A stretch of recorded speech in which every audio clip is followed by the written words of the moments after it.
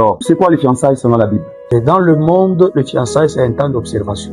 Je dois observer soit la sœur, beaucoup plus, c'est l'homme qui observe. Et on ne peut pas parler de la sœur, beaucoup plus, c'est l'homme qui observe parce que c'est l'homme qui va demander la main de la sœur. Maintenant, dans le monde, on dit c'est un temps d'observation. Qu'est-ce qu'on observe? J'observe le comportement de la sœur. J'observe si avec le temps, sera une bonne femme. Maintenant, si il s'est fait que pendant 6 mois, pendant une année, je me retrouve que la sœur ne me convainc pas, je prends la décision de rompre. Là, c'est dans le monde. Voilà pourquoi nous retrouvons une sœur peut se retrouver, elle a été fiancée par autant d'hommes. Parce que l'autre est venu, il a trouvé que je n'étais pas une bonne femme. L'autre est venu, il a trouvé que je parlais beaucoup. L'autre est venu et il a trouvé que je ne l'écoutais pas.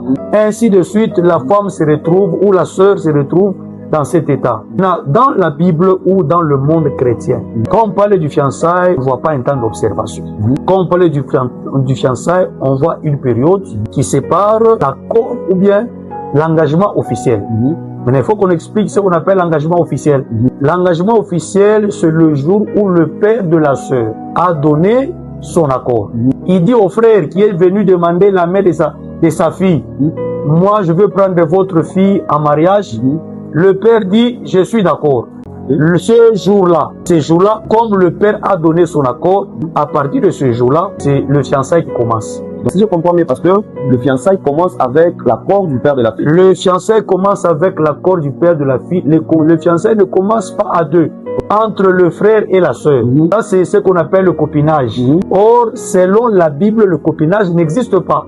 Le copinage, c'est une histoire païenne. Et chez nous, le chrétien, c'est le fiançailles. Parce que nous voyons dans le monde, et même aujourd'hui dans les églises, vous pouvez voir un frère qui monte et descend avec une sœur. Le frère n'est pas connu chez la sœur, mais quand il rencontre peut-être un membre, un cousin de la famille, le frère présente la sœur, c'est ma fiancée.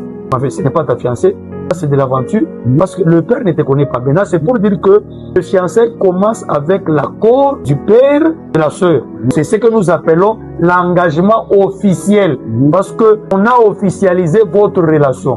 Par qui? Par le responsable de la sœur. Parce que c'est lui qui a la responsabilité sur la sœur, ou à qui Dieu a donné la responsabilité, c'est le père. Du moment que le père a donné son accord, à partir de ce jour-là, nous pouvons parler que le fiançailles vient de commencer. Maintenant, qu'est-ce qui va mettre fin à cette période de fiançailles? C'est la dot.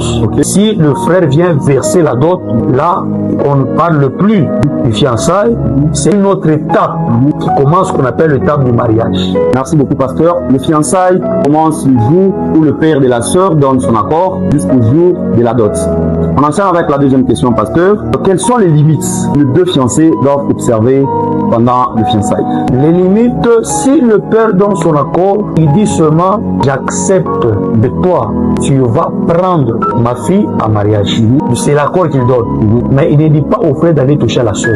Il ne dit pas à la sœur d'aller se déshabiller devant le frère. Non. Les deux fiancés n'ont pas droit à se toucher. Parce que vous n'êtes que deux fiancés. On ne vous appelle pas mari et femme. La deuxième des choses, la sœur n'a pas le droit d'aller visiter le frère chez lui. Ici, on parle d'un frère qui a déjà sa propre maison. Il peut aller chez ses parents, pas chez le frère. On ne peut pas permettre un frère et une sœur de se mettre à deux pendant 20 minutes, 30 minutes. Nous sommes dans un corps. Le corps a des sentiments, le corps a ses désirs. Voilà pourquoi nous pouvons mettre des limites en disant, ma sœur, tu es la fiancée de tel, mais c'est à l'homme de venir chez toi.